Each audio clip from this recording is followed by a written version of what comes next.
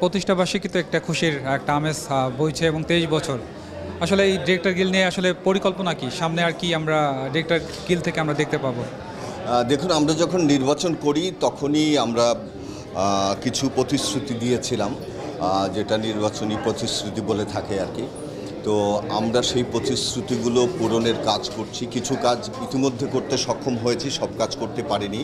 আমাদের মেয়াদকালের মধ্যে আমরা বিশ্বাস করি যে বাকি কাজগুলো আমরা শেষ করতে সক্ষম হব। আসলে গিল্ডের কাজ হচ্ছে, দায় হচ্ছে নির্মাতাদের কল্যাণে কাজ করা এবং আমাদের ইন্ডাস্ট্রিতে যাতে কাজের একটি সুষ্ঠু পরিবেশ থাকে এবং আমরা সকল নির্মাতারা মিলে সুস্থ ধারার সংস্কৃতি আমাদের দর্শকদের সুস্থ ধারার নাটক, ভালো নাটক উপহার দিতে পারি।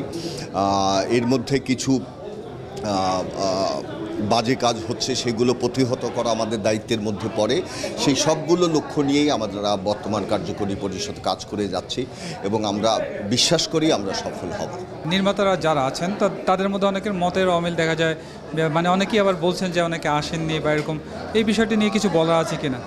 দেখুন, ডিরেক্টরস গিল্ড বাংলাদেশের মধ্যে কোনো মতবিরোধ নাই। আর যদি এভাবে বলি তাহলে যে বাংলাদেশের কোন সংগঠন আছে যেখানে ভিন্ন মতের মানুষ নেই?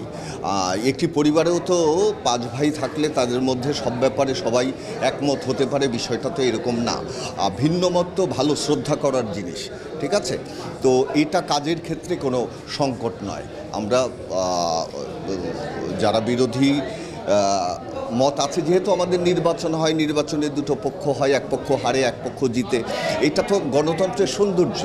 তো এটা কাজের ক্ষেত্রে কোনো ব্যত্যয় সৃষ্টি করছে না। ডিরেক্টর গিল্ডসের মধ্যে মূলত কোনো ধরনের বিভেদ বিভক্তি কিচ্ছু নেই। যেহেতু একটা আনন্দঘন পরিবেশ, কেমন লাগছে মানে এরকম একটি প্রোগ্রাম সবাই উপস্থিত? ভীষণ ভালো লাগছে। আমরা চেয়েছিলাম নির্মাতাদের একটি মিলন মেলা করতে, শিল্পী কলাকুশলীদের একটি মিলন মেলা করতে।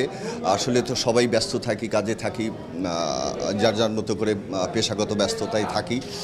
সেই কাজটি আমরা করতে সক্ষম হয়েছি, সেটি অত্যন্ত আনন্দের বিষয় এবং আমি মনে করি এটা ডিরেক্টরস গিল্ড বাংলাদেশের বর্তমান কার্যনির্বাহী পরিষদের একটি বড় অর্জন।